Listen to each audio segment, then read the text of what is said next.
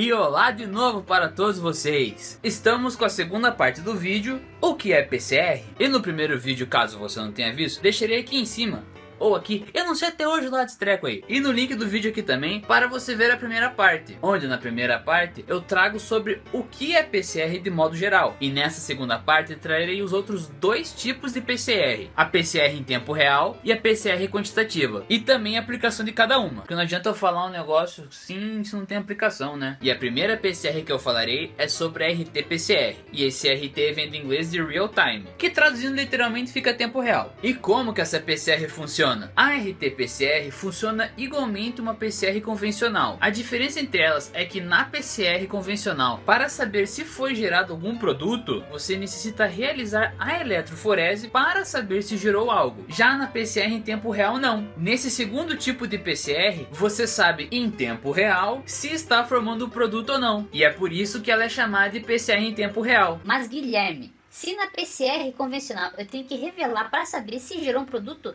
como é que eu vou saber que gerou produto na PCR em tempo real? E é aí que está a mágica do negócio. Para saber se na PCR em tempo real gerou um produto, é necessário que emita algo visual para nós ou para um leitor, avisando que foi gerado o produto. E para isso, utilizamos os fluorófagos. Mas o que são fluorófagos? Fluorófagos são moléculas que emitem luz numa determinada frequência, ou seja, numa determinada cor, que pode ser captada por nossos olhos, mas geralmente são captadas por máquinas.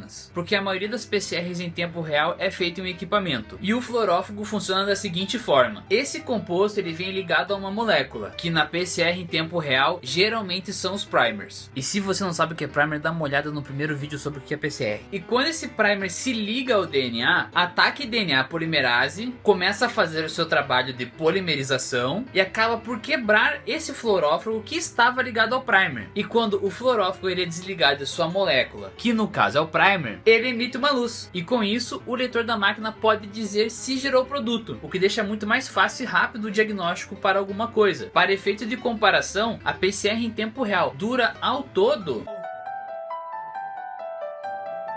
cerca de 4 horas e meia a 5 horas, enquanto na PCR em tempo real